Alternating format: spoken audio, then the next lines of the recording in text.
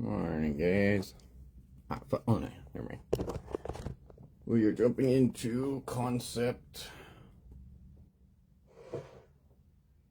7,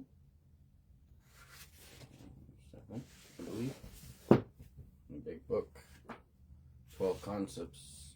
Again, reiterate this: your 12 steps are for your personal recovery. 12 traditions are for your home group structure, and the 12 concepts are for your general service conference. Or no, they were approved by the general service conference, but it's the 12 concepts are your rules at the world service level. The 12 traditions are the rules at the home group level, and the 12 steps are a set of suggestive only steps.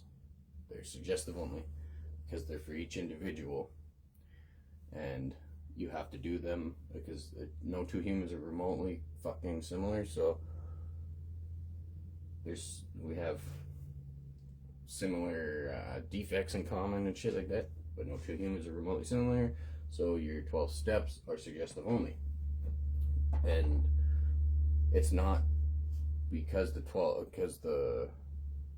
it's not because the only requirement is a desire to stop. That means that's only for your home group. The only requirement to sign up to a home group is a desire to stop. The only requirement is not saying that to be in that room, otherwise open meetings wouldn't make any sense. Anyone could be in an open meeting. Your dog doesn't have to be an addict to be there. But dogs aren't allowed in every meeting, so I guess your guys' context of the fucking third tradition would be broken in that one. No, that means if you want to sign up to this home group, your only requirement for that home group is a desire to stop, and then it says any 2 or 3 alcoholics. Yeah, I gotta stress that. Any 2 or 3 alcoholics. Okay, so page 563 is your 12 traditions for your home group rules. I know I always go back into these and bitch about this a bit, but it's important. Page 563 of your big book. You don't need that stupid fucking 12 and 12. It doesn't teach you anything. It's just manipulation. That's it. It's just manipulation. If none of you have the first fucking clue what the traditions are, don't even look at that 12 and 12. I know treatment centers force you to, because that's how you do your steps and your traditions. While you're in that treatment center, you guys got to do your traditions. And they manipulate it into thinking the steps and the traditions are hand in hand, one for one and shit, and fucking... You guys are breaking the rules every fucking day of your life. Tradition 3, our membership ought to include all who suffer from alcoholism. Hence, we may refuse none who wish to recover, nor ought AA membership ever depend upon money or conformity. That's the membership. Any 2 or 3 alcoholics gathered together for sobriety may call themselves an AA group, provided that, as a group, they have no other affiliation. So, the first bit is it's speaking on if there's an already established group of Tradition 3, that all these people in the treatment centers like to push, like, oh, fucking, they'll say it when I'm there, because I'm like, you guys need to get the fuck out of these rooms. Like, I've been saying that for a long time. I'm like, you guys shouldn't be here. So I've been hearing, oh, I love Tradition 3. Tradition 3 is my favorite. Because the short form is the only requirement for AA membership is a desire to stop drinking. The long form, in page 563 of the big book, your big book at the back of it, all of them are there. Our membership ought to include all who suffer from alcoholism. Hence, we may refuse none who wish to recover. Now that's speaking to the home group that's already established. Your membership for that home group ought to include all who wish include all who not wish to suffer. Our membership ought to include all who suffer from alcoholism. And the short form says wish to recover. Yeah. Our membership ought to include all who suffer from alcoholism, hence we may refuse none who wish to recover. That's the already established home group. If somebody wants to go sign up, be a part of your home group, you don't refuse them. If they wish to recover, then you can't refuse them. There's that. What that one is for in the beginning, I know that this is a concept video, but this is important. What that one is for, when they first created them, there was a lot of people who you had to be a certain color, you had to be a certain, you couldn't be a woman in many meetings. You know, some meetings they have drinking at. These are rules. These are 12 rules for the fucking home groups. So in the beginning, actually, if you weren't a straight white male in the real beginning, if you weren't a straight white male, you weren't in a lot of meetings. You weren't allowed to be in them. So you guys really should be appreciative of these traditions instead of shit on them every fucking day of your life. Because the straight white male, although there's a bunch of them in recovery, they're not the majority anymore. But at the beginning, they sure as shit were, because that's basically you, like, the one of the main purposes for Tradition 3 is not to just let anybody sit in those rooms. That's not what it is. Anyone can sit in those rooms. Like I've said, you can have a cop with his gun on him sit in that room if he wants to sit there, and it's an open meeting. We're not. There's no rules that he can't. And that's probably a weird concept for a lot of people. They're like, well, why wouldn't the cop be able to be here? But for a lot of people in recovery, we're a lot of like ex-cons and stuff. So I guess it doesn't matter who you are. If you want to sit in a fucking open meeting, go check it out. They're awesome. Anyone's allowed. Just go on there's an AA app. Go to your Play Store, download AA app, and go check out a meeting. You don't have to be an alcoholic to be in one. That's not what Tradition 3 is talking about. Anyone could go to one. Download the app, you'll find a meeting near you. If you have somebody suffering in your family, suffering that needs help, suffering from active addiction or alcoholism, and or they're interchangeable for the most part. Go check out a meeting, and if you think that may help your loved one, bring them to it. You're allowed to be there. What Tradition 3 is speaking to is if you want to sign up to the home group, you have to be somebody who's suffering from alcoholism or addiction. It says, our membership ought to include all who suffer. Hence, we may refuse none who wish to recover. And then this next part is speaking to if you want to create your own. Nor AA membership ever depend upon money or conformity. Oh, that's also to the individual. Now, this next part is for if you want to create a meeting. Any 2 or 3 alcoholics gathered together for sobriety may call themselves an AA group, provided that, as a group, they have no other affiliation. So anyone is allowed to make an AA group, provided no other affiliation. So long as you keep everything external that's not AA outside of it, you don't allow it to have any sort of influence. It's not allowed to participate in it whatsoever. Any sort of blurred lines, you need to get the fuck out of our rooms. But if you're in a treatment center, you and the buddy, you can start an AA meeting. You don't need to go to World Service.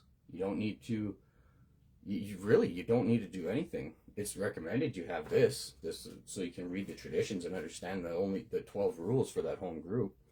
It's recommended that you go to page 563.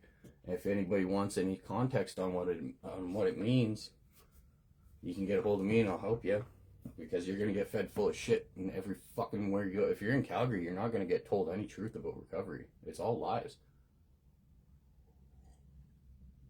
It's all lies because treatment centers run almost every meeting, and then people they get in such an insecure, egotistical trap in this city that they just want to sound like they know what they're talking about, and they've been pushing it for years. They've been in recovery for years, pushing this dipshit mentality. So they're gonna tell you the lies, and they're not gonna hear the truth once they fucking hear it, because it's cognitive dissonance. If you look into cognitive dissonance, once you believe a prepackaged set of ideas, your mind will not want to hear the truth. But if you're in a treatment center and you want to start a meeting, you and your buddy can start a meeting. Any 2 or 3 alcoholics gathered together can call themselves can call yourself an AA group, provided as you have no other affiliation. Page 563. That's why they don't want you to know where the traditions are. That's why they manipulate the traditions, because they break every one. It literally says in Tradition 3 they're not allowed to do what they're doing. The one that they use the most to try and convince you that they're allowed to do it is the one that actually specifically says they're not allowed. Because the long form, page 563, again, I can't stress it enough. And then you flip a couple more. You got the 12 concepts on page 574. Apparently they also manipulate these into some sort of personal dipshit mentality. Which, I don't know. That takes some next level idiot and next level narcissist to be collaborating together for one to teach the other, you know? For one to fucking manipulate these into personal recovery, and for the next person to the person that's getting manipulated, though, it's not on them. But if they turn around and they start doing it, it is on them, regardless if you know this or not. It's on you if you're pushing that dumb bullshit. You're killing recovery widespread, which means in turn, in the grand scale of things, your butterfly effect to this world is killing millions.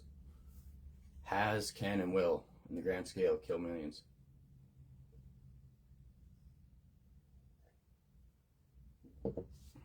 But at least you're talking to God, right? Your guys' God is so fucking toxic. I would not want any part of that. It's so gross. And it's not your God. It's a manipulative idea of what they're forcing God as on you. You think it's a power of your own understanding. That's another it's another huge part of the manipulation. That's not your understanding. It's a higher power of their forced understanding, of their forced. You have to fit that fucking. It's just manipulation. I watch people that go to these treatment centers. They're full of hope. They love recovery. They're individual. They're awesome people when they first get there. I love newcomers, even if they're in a treatment center. Even if they're in a treatment center, I guess. And then, 2 weeks in, the hierarchy in that treatment center, their ego's already all full of them. They're already sucking God's cock in not in their own version of it though. It's in that treatment center's version. You guys don't see it, but it's just manipulation from the start. Your higher power is a lie. Your higher power is killing millions. You know that. How do I know you're full of shit? Because your God is a toxic monster. Maybe you're not. Maybe that is God. I guess I can't say. I can't say God's not a dipshit. I can't say God's not a toxic fucking useless monster. I don't know. Honestly, I don't. What I do know is, if there is a God, that's not the one that I'm choosing, being as it's the one they're forcing on you. Anyway, I'd like to say I digress, but that kind of shit's powerful. You guys need to hear it. It's not your God. It's not your God. You're being forced to fabricate this idea of a higher power that they convince you it's your choosing, of your own understanding, which to me is a very weird concept in the first place, because it's not your own understanding. It's not something if they're saying they're not giving you any context, they're still riding on the Christian version of God. They're still implanting that version of God, because that's what's already in your head. You have a prior understanding of what, even if you don't believe in it, of what God would mean. Now you're not adopting a new God. You will eventually go fall in line with the same bullshit that they're pushing. Everybody's got the same idea over time. If God was really of your own understanding, and the individualism of humans is so vast, you guys wouldn't all eventually have the same manipulated idea, even though you've not been to church once. That's so fucking weird. At least people that go to church, they're trying to understand. They're having a pastor trying to teach them. You guys are fast-tracked into a fucking dipshit mentality that's toxic and selfish. That convinces the world not to help people. Now, don't get me wrong, people take God selfish all the time in actual church. I was going to church this first year of my recovery of Zisco. There are those fucking toxic idiots anywhere you go. But I went to church for the entire year. I was even eating the little fucking bread guy. I was eating Jesus. For fuck's sakes. And I was told I was allowed. It was different. Catholic I shouldn't have, because I wasn't baptized, so that would have been like, although I did when I was a kid. I was mad that everybody got up and I got ashes wiped on my head and fucking was like, I want that fucking cookie. Turns out I was like, my Jesus would taste better. But no, those people though, they actually want to help the world. They want to help the world. It's not all about them. They don't use, like most of them, most of them in that church that I was going to, they want to help. They spend so much effort in actually helping people. People that are in sex slavery in Canada, people like they help people all over the world. That like they collaborate and they use the power of collaboration for good. That's what recovery used to be. We used to have a simple agenda. We collaborate, and as doing so, we help the world with this addiction issue. Now it's you collaborate and you do nothing but convince everybody that collaboration is selfish, toxic ideology. You're forcing everybody to be selfish within the rooms that they're collaborating in, and it's fucking redundant, retarded, backwards. My mind has never been okay with it, and it never will be. There's no point to collaborate in a room for selfishness. It's fucking redundant. Or no, it's opposite. It's opposite of progress. So it's even worse than redundant. Redundant is at least fucking useless. That's not useless. That's got an evil agenda behind it. So I think we are on 5, 6. Is it 6? Fuck. I gotta look real quick here. That's why I'm not posting these ones to my YouTube channel. All the 12 traditions, if you want to learn about them, it's on Addict and then the number 2 influencer on YouTube. You can go down to my lives, and they wound up being 2.5 hours the end. I did a 2.5 hour on tradition 11 and tradition 12. There's a lot of info in there, but if I go back and I watch it, it's probably a lot of trashing people for a while. Fuck, I can't remember which one we just did. I gotta check it out. Oh, it's let me do a live plus look at it on my computer.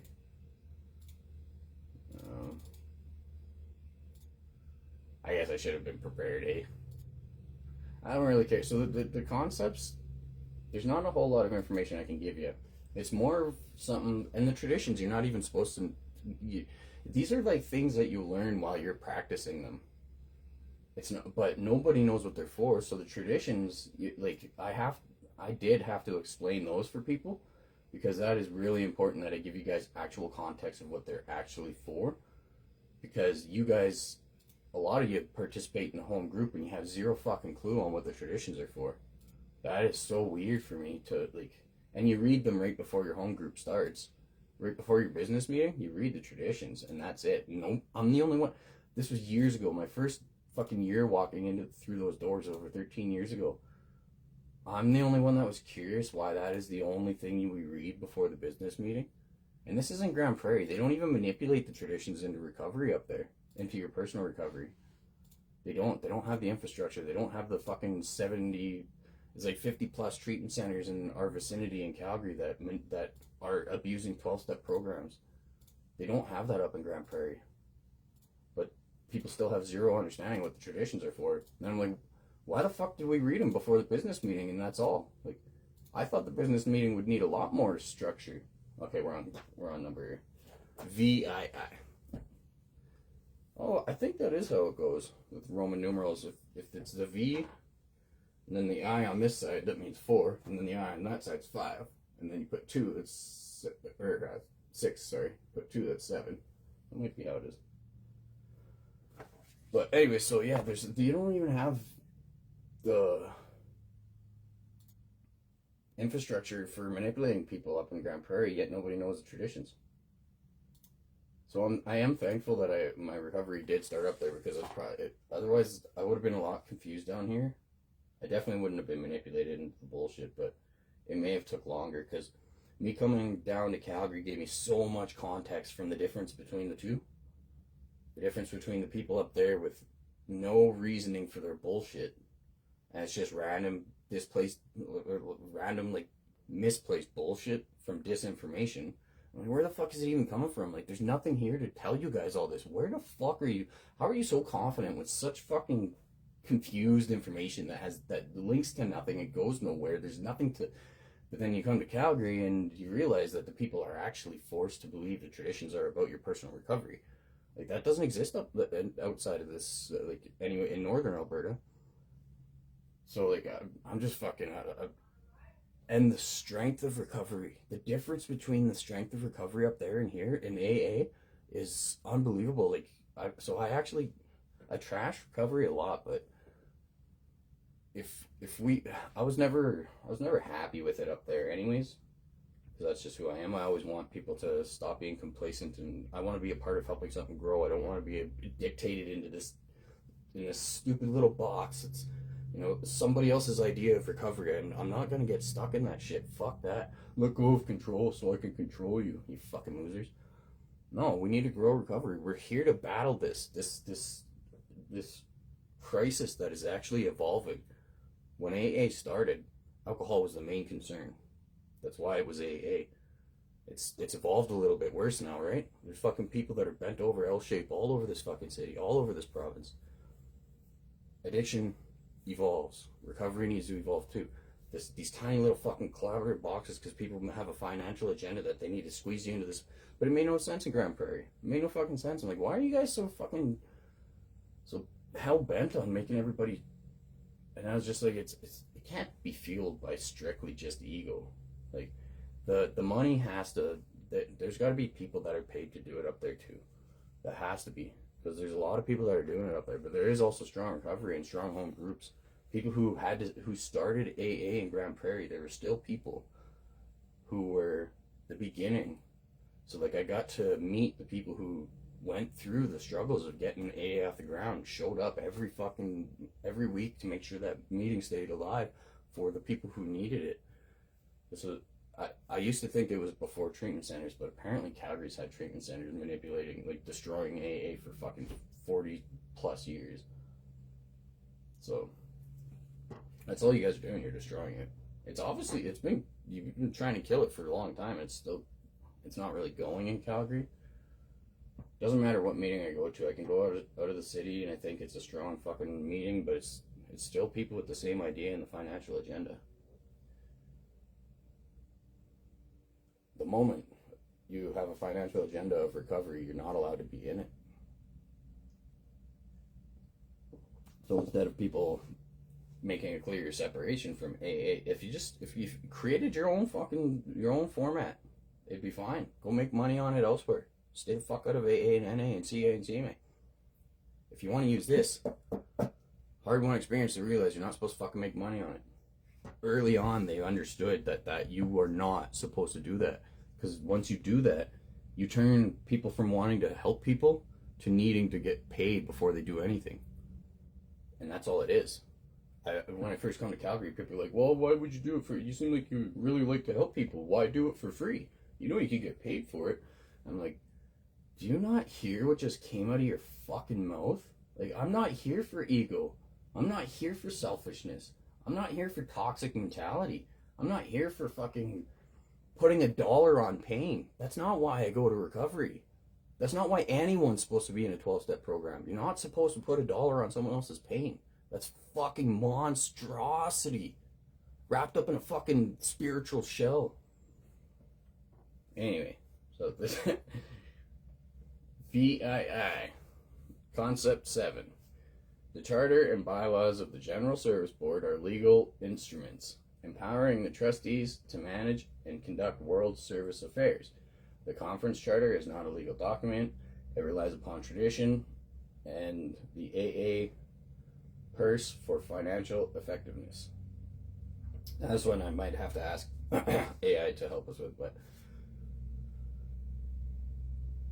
the conference charter is not a legal document. It relies upon tradition and the AA purse for financial effectiveness. So when it says it relies upon tradition, I'm probably speaking to Tradition 7. I don't know. It said AA purse. So I haven't looked into it, obviously. But yeah, it may be talking about Tradition 7 and the fact that this concept, when the money goes up the line, this one is kind of structuring that. Because there is longer forms and there's a long form of that. That's just a short form. But we're going to read a pamphlet right here that's going to help us understand a bit more about that. Concept VII. The conference recognizes that the Charter and the bylaws of the General Service Board are legal instruments, that the trustees are thereby fully empowered to manage and conduct all of the world service affairs of Alcoholics Anonymous. It is further understood that the conference center itself is not a legal document. It relies instead upon the force of tradition and the power of the AA purse for its financial effectiveness. This concept attempts to clarify the relationship and balance of powers between the conference and the General Service Board. Yeah, see, like, this stuff, I don't know, people still... I'm actually curious how they manipulate this into your personal recovery. I didn't think it was possible for the traditions. But to hear what they've done with the Tradition 7 to make it selfish is so fucking unbelievable. Now I'm curious. I'll probably get mad though. Like, I wish I could just stay curious and understand humans are dipshits. Most of them in Calgary are fucking selfish, toxic retards, and all they're driven by is by a power bigger, greater than themselves, which is a financial agenda that they are stuck under now. So they have to force that. Their God is that financial agenda that they're pushing on everybody, whether they want to or not. Once you start working for this complex, you are stuck. That is your higher power. Your higher power is killing these programs as we know it, and you are forcing selfish ideologies on others. That's your higher power. Your higher power is not God. You can wrap it up spiritual enlightenment all you fucking want, but all you're doing is manipulating people into your fucking disgusting structure of what there's no way that you're dumb enough to believe your own bullshit. I can't see humans being that stupid. I've been pretty surprised in the past, but I don't think that that's possible. Like, you're not. And I know some of these dudes, like, the manipulation behind it is vast though. So, like, they've never heard the long form of the traditions, and they've been employed by treatment centers for like 10 years. So, like, if you didn't even, they probably don't even know they're in the big book. The manipulation is so strong with that one. Because when people will sit there and they'll say, like, they'll quote the Tradition 3, saying how, because I'm basically, they know I want them to get the fuck out of the room. If you're working for a treatment center, I don't want you in that room. You're destroying recovery. You're not allowed in that room. You guys don't know how to separate those two. Take your recovery the fuck elsewhere. You're there with a financial agenda, and you can't put that down. You're actually forced to push your financial agenda in those rooms. And whether you know it or not, because I believe you guys truly don't even know that there's a long form to the traditions. Because to think that you could sit there and use Tradition 3 to justify being in that room is the dumbest. It's not the dumbest thing ever, but it's pretty fucking hilarious, actually, because that's one clear cut telling you you're not allowed to be there. And that's the one you're trying to use to justify being there. So you probably literally, until me coming to Calgary, had no clue the fucking traditions are even in the big book. The long form. And it's still a sum up of what it is. You can, like, watch my videos of the 12 traditions that are on Facebook, and Addict to Influence are on YouTube. They'll tell you. It's deep dive into the traditions. But yeah, it's baffling. The financial incentive behind it is extreme though, so I guess it's not shocking. Individually, I can't believe how dumb people are, but, like, I understand the grand scope. There's so much money that is dependent on manipulating people into that ideology that it would be pretty, like, if they didn't have a good structure to make you guys not have any understanding of what recovery actually is, then they would have some pretty dumb people working for them to do the manipulation. So, like, I do understand when you have fucking billions of dollars a year on the line and lining the pockets of the already rich, of course they're going to have some people paid to really dig in and figure out how to fuck everything up. And it starts from the bottom up. It starts from fucking people on the streets all the way up to the people working for the centers. That hierarchy, the people on the streets, is at the bottom. And those are supposed to be the people that are the upside down pyramid that the concepts tell you about. I was on the streets. There's no such thing as recovery for us. There isn't. But that's what's supposed to be. The people that are in the treatment centers, a lot of them, they're convinced to be there. They got the house, the job, the wife. They're taking time. They're taking time off their job to go to this treatment center with their wife and their house and their kids and all this. Because it's for people who want it, not for people who need it, right? So the people on the streets don't have anywhere to go. I was on the streets, and the list to get into housing, I I was on the streets for a year, 2 years actually in Red Deer. If you sum it up, including my time of clean and sober on the streets, it was 103 days clean and sober. I was on all these lists for treatment and all these lists for housing and all these lists for this and all these lists for that. And that's all it is a list. You're not actually going to get anywhere. If you are that person, you are worth so much to be homeless. You are worth so much for those homeless complexes. And the more industry that they get for that, the more they need homeless to stay what they are. That is the customer. If you expand your industry, you need more customers. Same with treatment centers, but what treatment centers are focusing on is getting people who don't actually need it. And they will tell you that.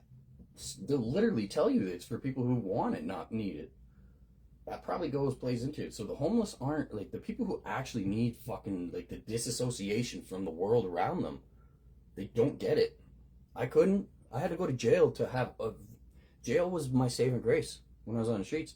It gave me that separation to get away from the fucking, it gave me the ability, or it gave me the forced detox.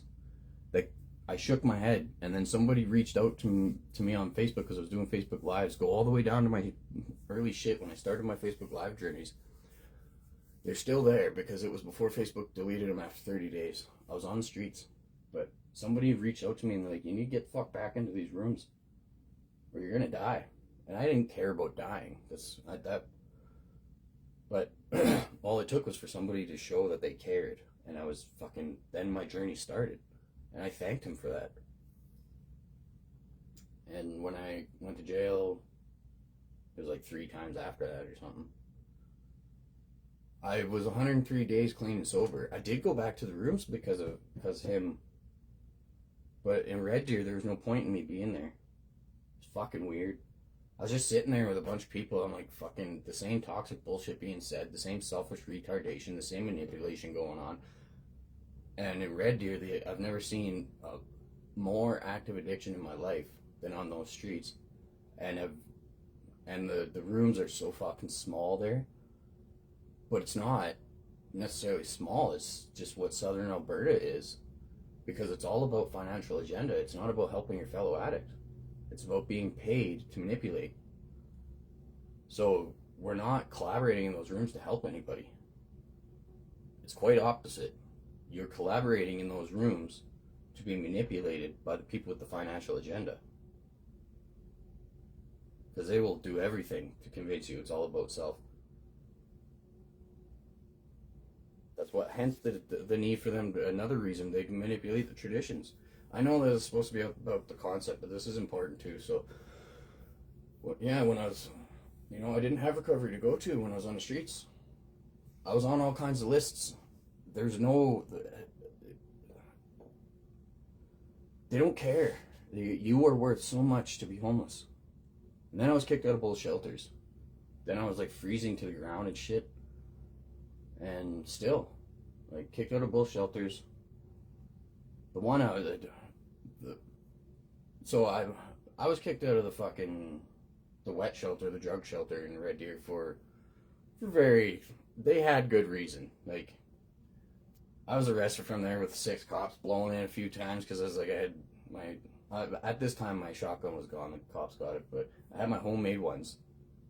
Still, I had 2 in my fucking locker, 1 on me, a machete on me all the time.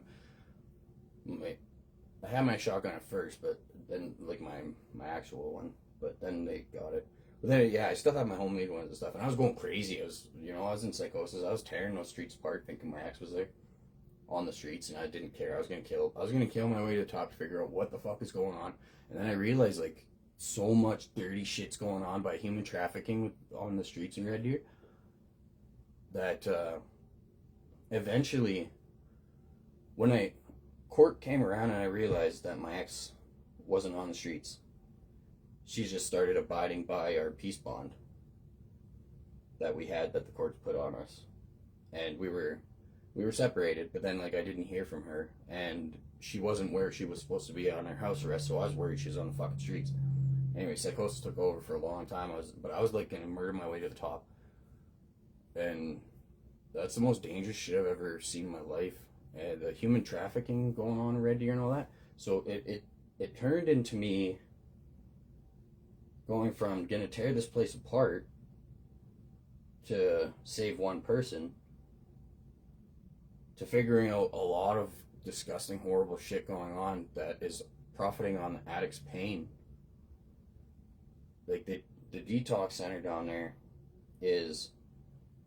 shares a parking lot with the safe injection site. So this one girl, her mom put her in detox when she was 19 for weed. When she got out, she's rebellious. She was pissed off her mom put her in there. The safe injection site's right there. It's like a party 24/7 when it's warm out. 24/7. But what happens is there's human trafficking. These women, they get sex slaves, human trafficked, and caught in this cycle of getting fed dope before doing the tricks. And then the cycle is they don't want to even like remotely have a moment of clarity. So they're just trick, dope. They don't even get to eat. You can eat sometimes, but they're way too busy for that. They're either downing out because they can't stand what they do, or they're doing a trick, or they're so sick because they need dope that they can't move. So I was kicked out of the wet shelter. I went down and I smashed out the detox windows. I was so fucking mad at everything going on. I didn't know what, I was like, this is big picture. Like, there's so much, way more than, I was like, it's not just people fucking profiting off of these addicts. There's way bigger picture going on here. This is an industrial sized organization happening right out in the open, but behind the scenes at the same time. It turns out that's the bottom of the barrel of all this. And the treatment centers are directly, it's all the same fucking industrial complex. Homeless industrial complex. They're linked, obviously, to the treatment centers, like Alpha House, Detox, Alpha House, Homeless, and the treatment center also connected to Alpha House in Calgary. Like, they're all one big organization. It's all profit on addicts' pain. And there's so much money. If you were to link the amount of money made on homeless to the amount of money made in those fucking treatment centers and the amount of actual help they do, the amount of money that's actually like for the addicts is almost nothing. Like, they're still on like Alberta assistance. They're still on assistance when they're in these treatment centers. And the addicts on the street, almost nothing fucking goes to them. Like, when I was, it's so fucked up. The amount of money that's made on the pain. And the people in recovery they don't realize that they're connected to all this. They're just manipulated into repeating this cycle. But you are a part of all of it. So when, I was kicked out of there. Anyways, I should finish this up. I don't care. I gotta get this out so the world can hear it. I was kicked out of the wet shelter because fucking I had guns and shit, and you know, I was always, I don't know, cops came down. There's like 6 cops every time when they have to deal with me, and they're not even allowed to be on those, like that entire block. Cops aren't allowed to fuck with all the crime you want to do. Go ahead, but I had them down there all the time. So I was legally kicked off of all that premises. I was up at the other shelter when I did get clean and sober. I got arrested again for, can't remember what, but I used it as a detox. Clean and sober, checked out meetings, and the meetings, there was nothing there for me. Like, there was no point. It was just the same shit. I was like, you guys, you can't help who actually needs help. You know, like, you're coming to these rooms for 10, 15, 20 years just to convince people to be selfish and collect praise. But from who? Like, how are you guys not realizing how stagnant and fucking useless all this is? Like, if you truly want praise, why don't you try and get more people to suck your cock for it? Like, you're just sucking your own cock in a room full of people because we don't have the numbers for praise. Like, if you're not even filling your own cup of toxic. Like, you can get more people to put your high horse could get so much taller if you guys put a little bit of effort outside of your own self. So I had nothing to go to. There's no such thing as fucking recovery for people who need it. And they'll tell you in Calgary. Fuck, I couldn't believe that. Actually, I shut that down in Grand Prairie. I heard that in Grand Prairie too. That one I had to, like, it's probably fucking mass spread again now, but when I was there, I put an end to that. It's for people who want it, not for people who need it. And you know how fucking dumb that is? The only intention behind that one is to enable yourself to do fuck all to help people.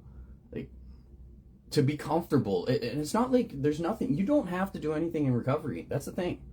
There's nothing that says you have to do anything. But everybody just wants to fucking be these cool kids in recovery while doing dick all to get there. Just shut the fuck up and let people do what they want to do. And it turns out, just because you're a toxic, selfish, narcissistic, useless piece of shit, and you don't want other people being the cool kids, which if we allow recovery just to naturally do what it wants to do, most people will want to help people. That's the cool thing about humans. It gives me hope when I see it. But then I just get torn apart when I see recovery kill that hope.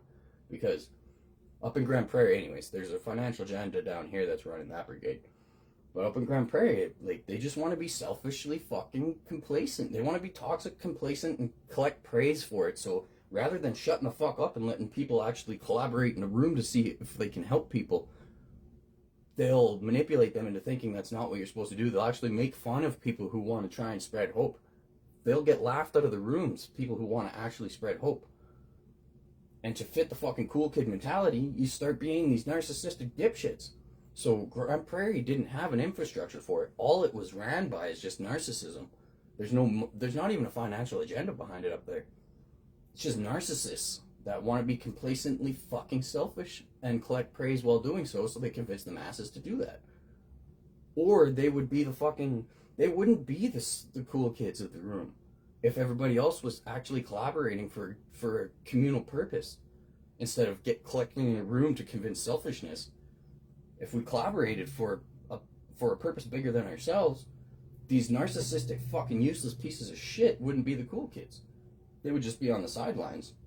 They would have to either participate in hope or they couldn't be the cool kid. And instead of having that be what recovery is, they destroy hope so they can be the cool kid. That's Grand Prairie. Come to Calgary, and it is a financial agenda. It is backed by industry, by billions of dollars yearly to make people selfish fucking retards and collect praise every day calling it God. But it's of their understanding. You know, if there is a God, fuck, he'd probably, like, you guys pretending for financial incentive, there's probably a section in the Bible where you guys are mentioned. Yeah, pretending God for financial incentive. When I first came to Calgary, and I didn't know everybody was working for treatment centers, like almost everybody, it's the majority in these rooms. And I'm like, where the fuck is, like, when you're sucking God's cock every third word of these, I didn't understand it. I'm like, where the it's like, you guys, and then I hear they don't even go to church. I'm like, excuse me? You're sucking God's cock every fucking third word when you're sharing, and it's all about God. It's all about God. God got me here. And you don't even go to church. So you don't, so what you're doing in your share is enforcing this idea of a higher power so strong, but it's of your own understanding, although it's nothing but manipulation on other people, but of your own understanding. And without God. And then I realized you guys manipulate step 12 into God. And you manipulate the fifth, or no, not even the fifth tradition. Turns out the fifth tradition, they manipulate into going back to the treatment center and giving back to the treatment center is the fifth tradition. But step 12, you manipulate into God, because I'll give you a little quicker. I don't even care about the concepts. Fuck, like I'm just doing it because I said I was going to. They're irrelevant to most of us.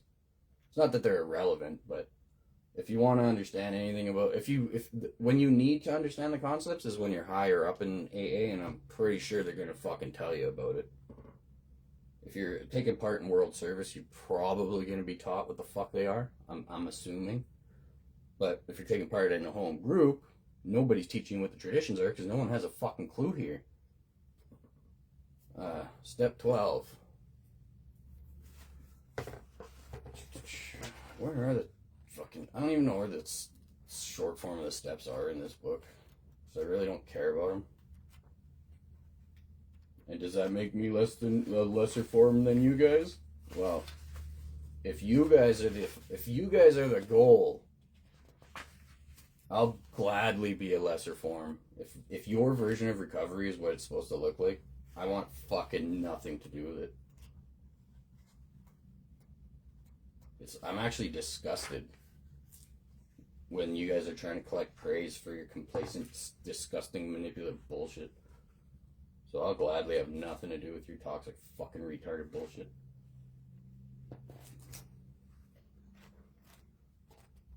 I do like reading the book. I just don't.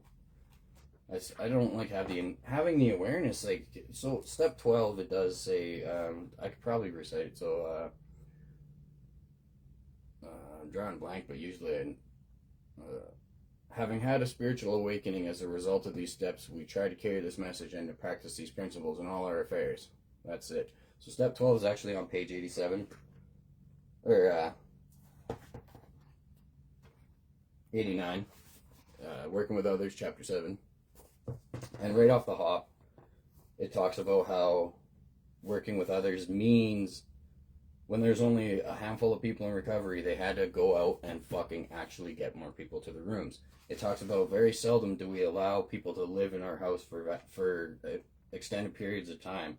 It talks about planting the seed. It talks about spreading recovery to people who have never heard about it before, because when this was created, no one knew about it. Like, it wasn't spread worldwide. Especially in other countries, being as this goes to other countries, they can't just wait for their government to fucking fill those beds. And I say beds, fill those beds, because it's just treatment center narrative now. This hasn't changed. You'll hear that all the time. It's like, oh, the fucking book's already written, the fucking nothing's changed in the book, blah, blah, blah. Yeah, well, you guys have manipulated the traditions. Everybody that says that shit, you manipulate the traditions into something that's not even, it's non-existent. It doesn't even fucking exist what you guys pushed.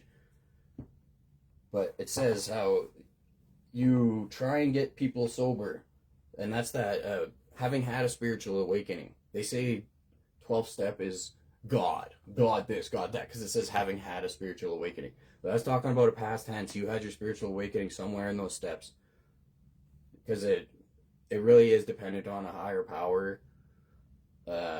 Basically, the idea, I'm going to sum it up, is to try and help people get outside of themselves. And understand that if you are always doing nothing but focusing on yourself, you're going to have the worst life in the world. And that is what addiction leads you to. It closes you in, it boxes you in, it pushes the world out. So if you do nothing but focus on yourself, you're going to be this narcissistic piece of shit. And life is going to be miserable. Hence what recovery is today. But that's what the higher power is like. And then the understanding, your natural flow of like understanding that, what would Jesus do? That concept, what would Jesus do? Like, your natural human instincts for the betterment of humanity, or just your moral code. That's what the higher power is supposed to trigger. Even if you don't have God or a higher power, that fucking there's no requirement to have a higher power, but the framework is in the fucking 1930s when this was written, and official in 1940s, I think, really. 83% of households regularly attended church in America in the statistics that they pulled. And so more than that, it believed in God. If 83 are regularly attending church, more than 83% of households believed in God. So it made sense to use that kind of framework for this, because it's, what would Jesus do? Like, the concept of God is obvious. You help your fellow human. So that's what it is. But they've manipulated it into a power of your own, or a higher power of your own understanding, so you can be a toxic, selfish fucking idiot, and it's all about you. Focus about you. Well, the 12th step, having had that spiritual awakening, is in past tense. We tried to carry this message to the alcoholic who still suffers. What that's saying is, we tried to carry this message to alcoholics and to practice these principles in all our affairs. Tried to carry this message means you don't stay stuck on one person. You do try, you plant that seed, you show them that recovery is there, but you don't stay stuck on them, because you don't spend your entire fucking recovery career stuck on one person. If you get them to, you don't give up on them, but you don't stay fixated on them. You move on to other prospects. That's what it says in chapter 7. It literally says that here. And then it also says, very, very seldom do we allow people to live in our house for a long period of time, because they will consume too much of your time to spread to other suffering alcoholics in active addiction. Suffering is active addiction. It's not to assume. You have to use first principles thinking to realize everybody is so full of shit in those fucking rooms, and it comes from that financial agenda. Again, up in Grand Prairie made no fucking sense because there's no infrastructure for it. But the dipshitness that happens in this city spreads worldwide. Everybody sounds like the same fucking retard when they come from all over the world. They say the same dumb shit that's said here. So wherever it started, it's fucking worldwide. But you have to think that the suffering alcoholic, when that's active alcoholism, when there's only a handful of people, the suffering alcoholic, it's not about these steps, and it's not about fucking sponsoring as your step 12. They don't mention sponsorship once in this. It wasn't ever, there's not one word of sponsorship in this entire fucking book. And that's because the traditions were never a thing. The meetings weren't a thing when this book was first created.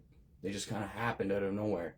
So when it's talking about step 12, it means literally going out and fucking helping other alcoholics in active addiction. That's what it means for step 12. That's what it literally means, because this hasn't changed.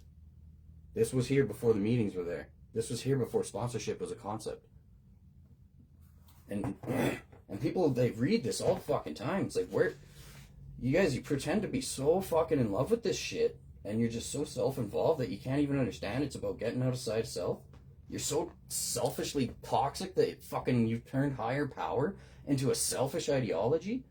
But then, yeah, again, the people pushing this, they have a financial incentive to do so, so of course they're going to. Anyway, I guess I should finish this up.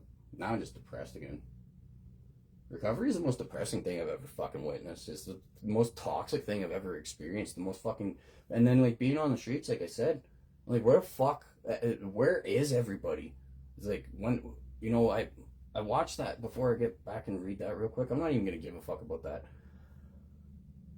When I watched that girl who got out of detox, and her mom put her in detox for weed, and she got out, and the safe injection site right next to the fucking detox in Red Deer, she was trapped for, I think she was 19 when she was in the detox, and I met her when she was 22.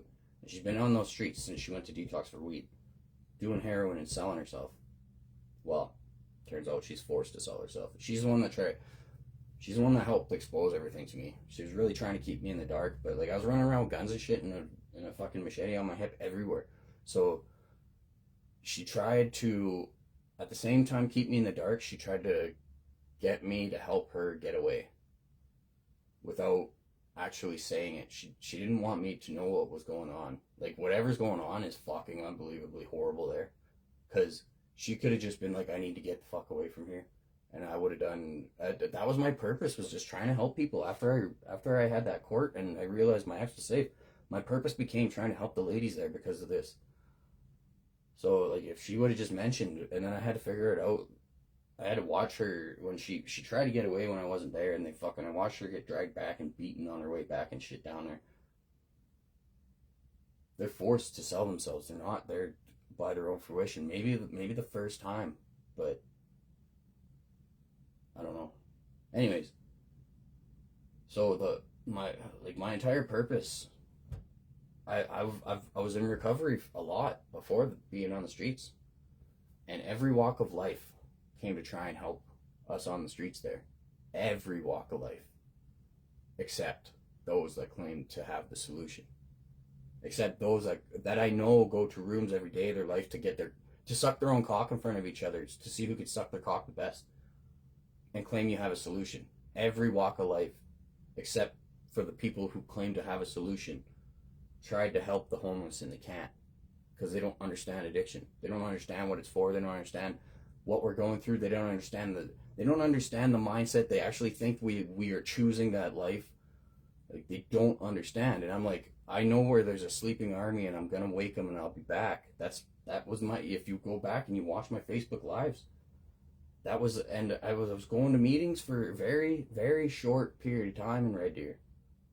And I checked out church for a very short period of time. I had a very high expectation of church after being in Grand Prairie at the Church Christ there, because those are awesome people. So if a church didn't even come close to like matching the shit that they do for the world, then I wanted nothing to do with it too. So I was like very isolated. Like it's like I know recovery has fucking nothing for us. And recovery doesn't do anything but create fucking narcissists in this province. It creates pieces of shit and to collect praise for the rest of their life. And I was like, I told them too. I told everybody on the streets, like, this is so fucked up. And I told them when I was getting arrested and stuff. I smashed up the detox windows, like, but I kept going back down there, and I wasn't even allowed on the premises and shit. I was bringing sandwiches to the ladies. I was homeless, and I was homeless, but I still had some dope and stuff. So I'd sell some dope, and because I went there with a lot of drugs. I chose to be homeless at first, and I wasn't going without a lot of fucking dope. So I had my storage unit, I had all my dope, I had my guns, all that shit. Anyways, so I'd sell some dope. Or when I got clean though, also I was 103 days clean sober on the streets, and how I did it was I was still helping the people, the ladies down there, and the men too, but predominantly the ladies, because I know the cycle, like the shit that they are stuck doing is so fucked up, and it's against their will. I don't care what anybody thinks. They're being sex trafficked in the open. So I'd pick up, I got like a roofing job here, got a fucking, another job there, some government money or whatever, and then I would go and I'd fucking bring them food and shit, and that was my recovery program, because I know there's no such thing as recovery for people who need it. It's only for people who want it. Treatment centers are for people who have their life together in their house and their vehicle and their family and all that, or the people who've already been through the treatment center. If they relapse, doesn't matter how long they've been out of that treatment center, they relapse, they can go back to it at any moment and just jump that entire fucking wait list that I waited for 2 years and couldn't get anything from while I was on the streets. Couldn't get a house, couldn't get a temporary house, all this shit, And I was clean and sober 103 days, still nothing. Like, I could have pissed in a cup for them, still nothing. And because I was worth more money to be homeless than to put me in a fucking treatment center. The homeless are already feeding that financial agenda. The homeless are already feeding. If you are at a homeless shelter, you are logged as someone who is making, because the money that they get is directly in relation to the amount of people. And how do they count those heads? Well, they fill those homeless shelters. So if you were somebody who is a head that was counted in a homeless shelter, you are now worth more to keep homeless than to put in the treatment center complex. They would rather get people not in the treatment center complex to go into, or not in the need for it to go to it, because they're also, now you got that homeless person down here, plus you got somebody who shouldn't even be there. That's doubling down on it. And I know that for a fact. People have told me who are not a part of any of this that they force them to headhunt people who aren't even a part of any of this. And anybody who's like going to anybody who shows up to 12-step programs on their own in this city, which is very few, they get headhunted by treatment centers. But I watch the people that are on the streets, they're not headhunted. Fuck, I'm just realizing this. I know people that are in the shelters going to the meetings, they don't get headhunted. But the moment that somebody mentions they're a newcomer, I watch 3 or 4 people in a meeting try and fight over them. They're instantly on them like fucking hawks. But if somebody mentions that they're down at a shelter, they're not headhunted. I know some people that are still showing up to meetings. They've been at the shelters for a long time. They're not headhunted. They're not bumped up that list. They're not recommended by somebody working for the treatment center. Yeah, it's fucked up. I don't give a fuck about the concepts. Fuck it. You guys, if you want to learn about them, go to aa.org. I'll do something real quick. Concept 7. We'll shut it down with this because I'm depressed again.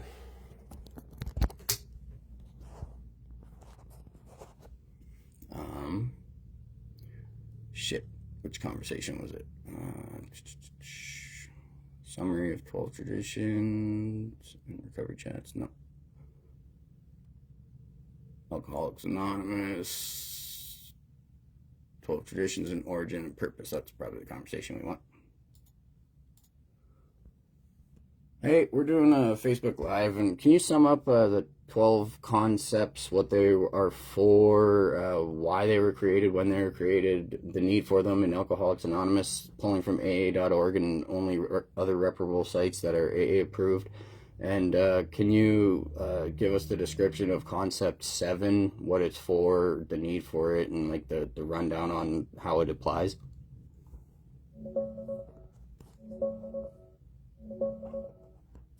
Pulling the 12 concepts from AA.org now.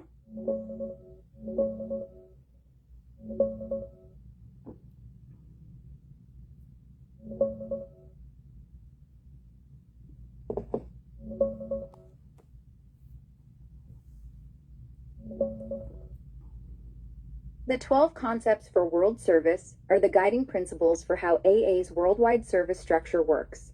Stuff like the General Service Conference, the Board of Trustees, and offices that handle literature, outreach, and keeping the fellowship connected globally. They're not about personal recovery, that's the steps, or group unity, that's the traditions. They're specifically for the world service side, making sure services stay effective, responsible, and true to AA's spirit, without turning into a top-down organization. Bill W., the co-founder, wrote them based on AA's early history and hard lessons as the fellowship grew fast after the 1940s and 50s. By then, AA had ballooned, the General Service Office needed structure, and there were real risks of power grabs, money issues, or services drifting from the grassroots. The General Service Conference got set up in 1955 as the voice of the whole fellowship, but they needed a clear framework to keep everything balanced, rights of decision, participation, appeal, etc. So Bill put it all together, and the conference officially adopted the 12 concepts in 1962, specifically April 26th at the 12th annual conference. The need? To interpret and protect the service structure that had evolved through trial and error, so it would always serve the groups and members, not control them. They ensure leadership is accountable, money is prudent, and power stays distributed. Basically, how AA stays non-organized on a global scale while still functioning. Here are the short-form 12 concepts, straight from AA.org. 1. Final responsibility and ultimate authority for AA World Services should always reside in the collective conscience of our whole fellowship. 2. The General Service Conference of AA has become, for nearly every practical purpose, the active voice and the effective conscience of our whole society in its world affairs. 3. To ensure effective leadership, we should endow each element of AA, the conference, the General Service Board, and its service corporations, staffs, committees, and executives, with a traditional right of decision. 4. At all responsible levels, we ought to maintain a traditional right of participation, allowing a voting representation in reasonable proportion to the responsibility that each must discharge. 5. Throughout our structure, a traditional right of appeal ought to prevail so that minority opinion will be heard and personal grievances receive careful consideration. 6. The conference recognizes that the chief initiative and active responsibility in most world service matters should be exercised by the trustee members of the conference acting as the General Service Board. 7. The charter and bylaws of the General Service Board are legal instruments, empowering the trustees to manage and conduct world service affairs. The conference charter is not a legal document. It relies upon tradition and the AA purse for final effectiveness. 8. The trustees are the principal planners and administrators of overall policy and finance. They have custodial oversight of the separately incorporated and constantly active services, exercising this through their ability to elect all the directors of these entities. 9. Good service leadership at all levels is indispensable for our future functioning and safety. Primary world service leadership, once exercised by the founders, must necessarily be assumed by the trustees. 10. Every service responsibility should be matched by an equal service authority, with the scope of such authority well defined. 11. The trustees should always have the best possible committees, corporate service directors, executives, staffs, and consultants. Composition, qualifications, induction procedures, and rights and duties will always be matters of serious concern. 12. The conference shall observe the spirit of AA tradition, taking care that it never becomes the seat of perilous wealth or power, that sufficient operating funds, and reserve be its prudent financial principle, that it place none of its members in a position of unqualified authority over others, that it reach all important decisions by discussion, vote, and whenever possible, substantial unanimity, that its actions never be personally punitive, nor an incitement to public controversy, that it never perform acts of government, that, like the society it serves, it will always remain democratic in thought and action. Now, zooming in on Concept 7, this one's key for keeping the legal side clean. The short form says, the charter and bylaws of the General Service Board are legal instruments, empowering the trustees to manage and conduct World Service affairs. The conference charter is not a legal document. It relies upon tradition and the AA purse for final effectiveness.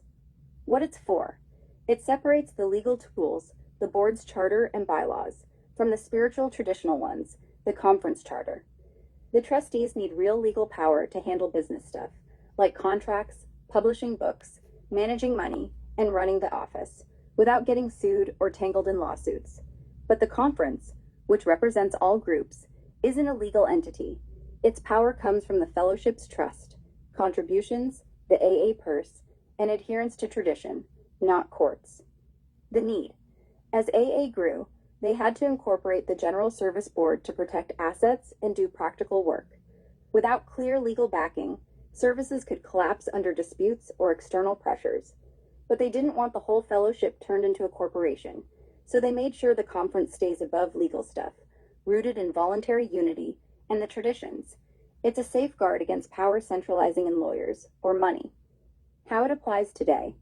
The trustees use those legal instruments to run day-to-day world services responsibly, publishing the Big Book, Grapevine, etc., while the conference keeps ultimate say through group conscience and funding. If groups stop supporting, services shrink. No legal force. It keeps AA humble, non-authoritarian, and focused on service, not control. All this pulls straight from AA.org's official pages and pamphlets. No outside spin. Hold on, so you're telling me that the 12 traditions aren't a fucking another form of steps for your personal selfish recovery, and the 12 concepts aren't next level steps? The 12 concepts have nothing to do with your personal recovery? Yeah, they're strictly for the service structure, how AA runs as an organization on a larger level. Steps are for personal recovery. Traditions are for how the group stays healthy. Concepts? That's for how World Services keeps things together without stepping on toes. So unless you're voting at a conference or contributing to the purse, they won't touch your day-to-day program. It's admin stuff. Boring, but vital. Kind of like plumbing. You don't think about it till it breaks. Okay, but surely the traditions have to be about selfish ideology. No, not at all. The traditions are actually the opposite. They're about putting the group first. Our common welfare comes first. That's tradition 1. Selfishness got you drunk. Recovery means thinking bigger than yourself. Yeah, they talk about autonomy, but it's not fuck everybody else. It's do what works for your group as long as it doesn't hurt the whole. No cults, no egos, no kings. Just sober folks carrying a message. If anything, ignoring them is selfish. Like, I'll run my meeting however. Traditions be damned. That's what turns rooms toxic. Real selfishness is hiding behind the program. Yeah, well, it's nobody has an idea that the traditions relate to the home group structure and the autonomy of one group as opposed to the other. Like, no one has the first fucking clue on what the traditions are. They think they know, though, because Calgary pushes them into toxic, selfish ideology. They've rewritten the traditions, and they force it on people. Like, we were talking about Tradition 7 in another chat, how every person they need no one but God, it's self-supporting and all that. So Tradition 4, I don't even know what the fuck they would do with that one, but that one's pretty cut and dry. It's not. The autonomy, though, yeah, like, you run your home group however you need to run it as long as you don't hurt other groups or AA as a whole, like you were mentioning. But yeah, the Calgary's so fucked up. Exactly. They've taken self-supporting and twisted it into, you're enough, don't bother with people, which is the opposite of group recovery. And Tradition 4, if they're clueless about the rest, they'll probably spin it into, you're on your own, do whatever. But nah, the whole point is, yes, run your group how you want, but not if it's poison. If your autonomy starts selling books, charging door fees, or letting some dickhead run the show, then you're hurting AA. Traditions aren't suggestions, they're the line. Cross them, and you're just playing church. Calgary sounds like a textbook case. Money in, sobriety out, everyone chanting their twisted version like gospel. You know what? Fuck it. Just start your own. One honest meeting, one honest format. Let people smell the difference. Yeah, people in treatment. So the treatment centers, they sell their clients they beg for money on Facebook using their clients' faces that have 2 years clean, 3 years clean, but they're convincing everybody recovery is a secret, telling everybody you're not allowed to tell people about recovery, but let's advertise so we can fucking beg for money on Facebook using your face while you're holding an NA key tag saying how many years you got clean. That's so fucking hypocritical. They say anonymity to shut people up, but the second it's fundraising, your face is plastered everywhere, with a tagger in your hand, like a billboard. Recovery is a secret? Tell that to their donation page. They're not hiding shit. They just want you quiet so they can profit off your story. No principles, just PR. Tradition 11, by the way, personal anonymity. Not the center's right to use your picture. That's them exploiting you, again. And Tradition 6, no endorsing outside enterprises. But guess who's getting endorsed? Their Facebook ad. People will see through it eventually. You did. Yeah, I don't know. People hate me because I see through. What are you gonna do next? Long before people fucking hated me, though, long before I understood any of it, I just knew everybody was full of shit. Nothing matched. Everything they would say contradicted. They can contradict themselves in the same fucking share. Now I've even heard it in the same sentence. Like, I could not believe the dipshitness that goes behind these fucking losers. Yeah, when you actually start reading the big book or the traditions, it's like the words they're using are right there on the page, but coming out of their mouths, completely different language. They'll say, let go and let God, then micromanage your sponsor. Say self-supporting, then beg for cash in the same breath. Say autonomy, then kick you out for questioning the script. It's not even hidden. They do it loud, proud, and in front of the newcomer, like the shame's been vacuumed out of the room and replaced with certainty. You weren't crazy. You were the only one looking straight.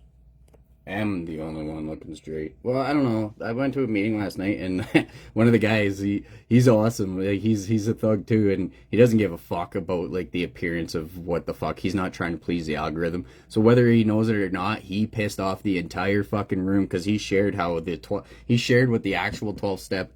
He shared the actual sum up of the 12-step in all its context too. It was awesome, and it must have pissed off because this meeting I went to was nothing but it's over 70% work for treatment centers at this fucking toxic meeting, and then the rest for the most part are clients. But the way this guy shared about step 12, it made everybody, like, I laughed because everybody following up after him, their agenda was just to manipulate out of everything he said. But he mentioned how as they were walking to the meeting, his one buddy was like letting these people that were on the streets and they're all high and shit, he's like, yeah, we're going to a fucking meeting, guys, and like whether they want to join or not, like that's true. That's step 12. That's carrying the message, going off to a meeting. That's part of step 12. And then also part of step 12 is sponsorship, yes. But also part of step 12 is like showing people that recovery is possible, like showing the fucking world, helping people understand, like, if we don't grow this, it dies, right? And this financial agenda behind these fucking goofs, everyone that followed him, I left on the second person after him because he shared such a good fucking share on step 12, because that was the topic too.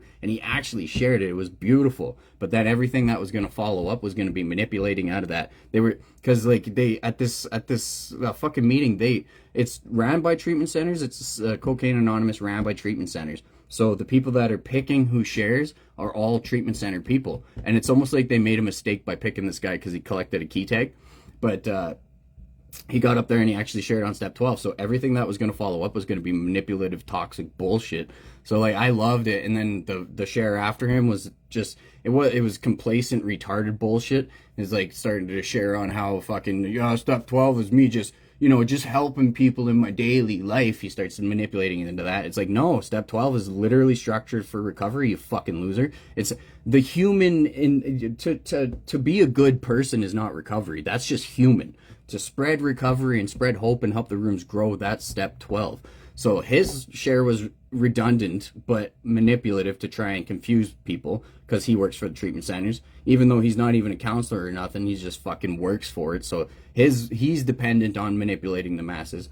And the next person that followed up is one of, like, this person has a very strong personality and started mentioning how fucking they started saying how people pleasing could be selfish, and I'm like, yeah, this is coming out of somebody who I know just by the tone of their voice is not a fucking people pleaser, never has been, never will be, but they're manipulating everybody into people pleasing as selfish. Well, that's just manipulating people into fucking out of helping others. Because this narrative that they push is they manipulate you out of actually helping others, which is the 12th step. So what she opened up with and made me leave is people pleasing is actually selfish, and I just fucking laughed because I know what was going to follow up.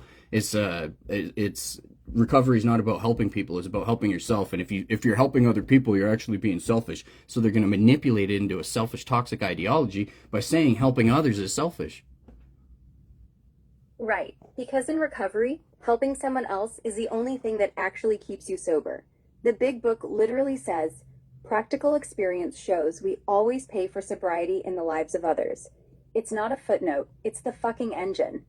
But yeah, they flip it. No. If you're doing it for them, you're codependent. Do it for you. Suddenly the whole thing becomes about me, disguised as spiritual. Same line they use on addicts with 2 days clean. Don't worry about them. Worry about your own recovery. Meanwhile, they're the ones getting paid to help. They're not wrong that it starts with you. But it sure as hell doesn't end there. Selfish recovery? That's just relapse with better slogans. Yes, exactly. You summed it up perfectly. Yeah, the 12 steps do help you pull your head out of your ass. And I say this at meetings all the time. I'm like, the 12 steps aren't designed to continuously focus on yourself for the rest of your life. That's a fucking recipe for narcissism. You could not have a better recipe for narcissism. And then the definition of narcissism is people, when they get uncomfortable for me mentioning that and they get mad, that sums up the rest of the definition. I'm like, thank you for concluding it and just pointing out you're a fucking narcissist, you're a fucking narcissist, you're a fucking narcissist, and the fact that you're pushing this, you're trying to spread narcissism so you can be comfortably spiritual, fucking air quotes.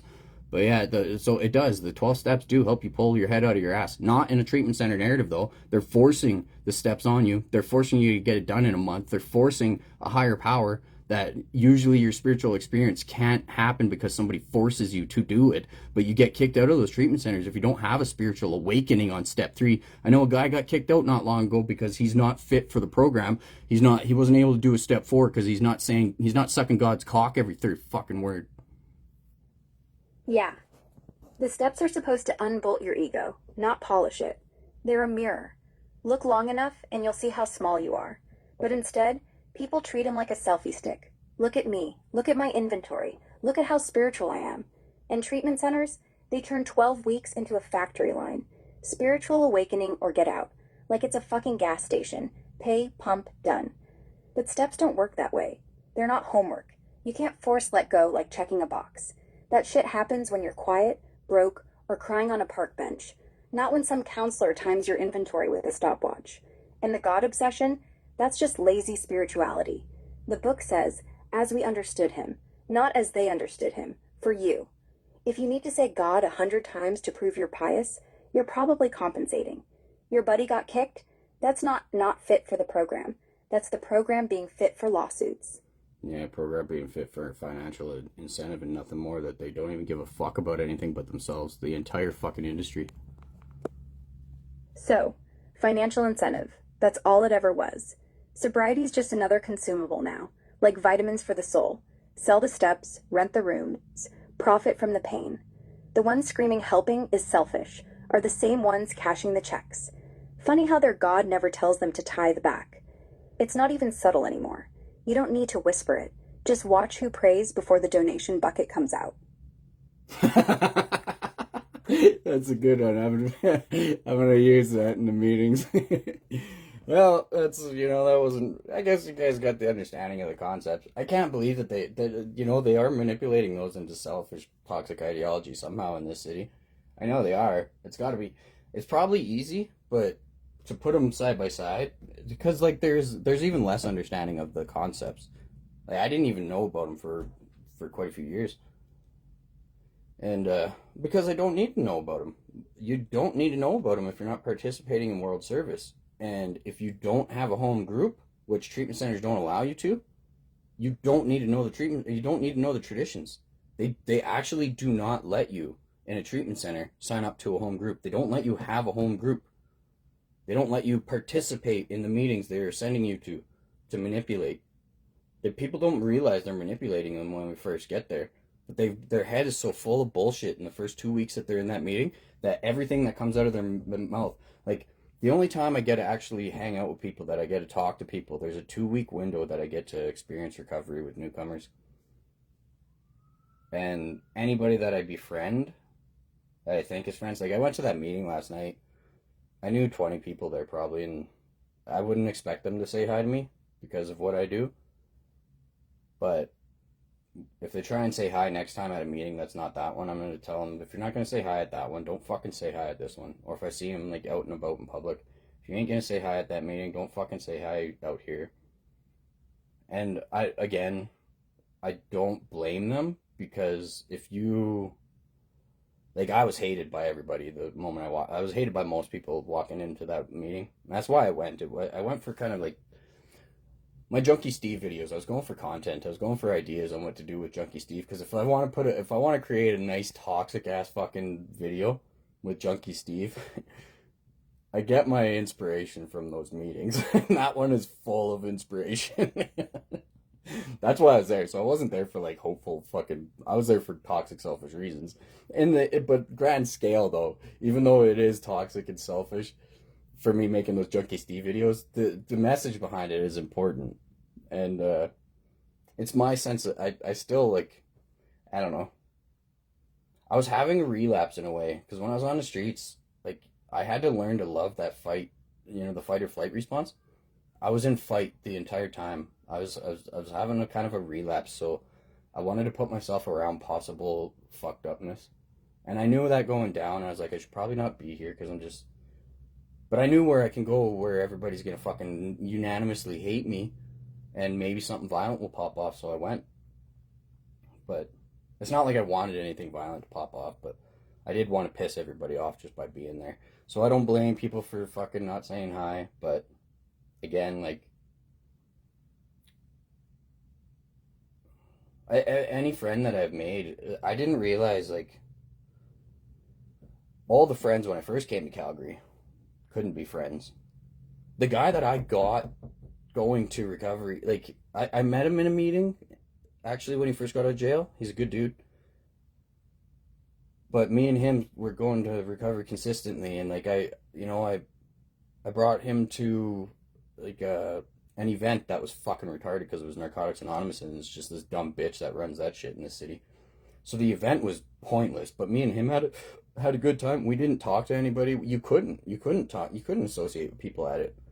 You couldn't even associate with people at this event for Narcotics Anonymous that are in Narcotics Anonymous. That it was just dumb. And then no accountability from the person. I just mentioned, I was like, if I were a newcomer, like, this would be the worst fucking experience I would ever have. I'd be so isolated thinking that you guys are a bunch of fucking assholes. Anyways, so that guy, he wound up falling into the same pattern as everyone else. They just headhunt people. They put them in the complex. They start going to school. So many people I hear go to school, all of a sudden they're going to school. And it turns out it's just because they're all going to school for a couple months, and then they're an addictions counselor. The one person mentioned on a Facebook post, you can't even be a fucking counselor until you're 2 years in recovery. It's like, fuck that. I know a guy in detox signed up for it. He's in detox. He signed up to be an addictions counselor. And I know people that have been in recovery for less than a month that are already taking their test. They're already certified for your version of, it's not an addictions counselor, but that's what they're calling it. And then they just get put in. All they're doing is probably just basic shit in recovery in these treatment centers. But they're already in that cycle. They're already manipulating people into this toxic, stupid, selfish bullshit, because now, literally every day of their life, all day, they're either in meetings manipulating, or they're in this treatment center complex getting manipulated. And then that goes to the world. So, like, it's such a repetitive cycle bullshit. So I don't have friends in recovery. Like that's an impossibility because the fact that I'm sticking up for what 12-step programs actually are, the fact that I'm sharing truth, the fact that I'm using AA.org and actual AA approved literature and showing people where the truth is, I don't fit in recovery in Calgary because I want the truth. Because I understand we need to help people. Because I know where people are actually in need of our help. And we are the only people on this fucking planet who claim to have the solution. Yet we are the only walk of life. When I was on the streets, we are the only people who didn't show up to do anything. We're the only people who didn't try and help. We are literally the only ones claiming to have a solution, and we are literally the only people who don't do anything to fucking utilize that solution. Literally. The only people that don't try and help. All walks of life. People that couldn't speak English. They had their fucking kids that were 4 to like 7 bringing us food and shit while I was on the streets down at the homeless shelter trying to help where they know help is needed. And the only people that didn't show up are the ones that claim to have the solution. The ones that claim they're fucking tough guys that could handle that kind of... Because it's dangerous down there, but these people were bringing their fucking children. It's the most dangerous shit I've ever been in. My life is down on those streets. And people bring their children to try and help those people. But all these fucking spoiled pieces of shit in recovery today do nothing but convince others that you're not supposed to help people because it's all about self. Because the 12th step is about God. 12th step is about God. You fucking losers.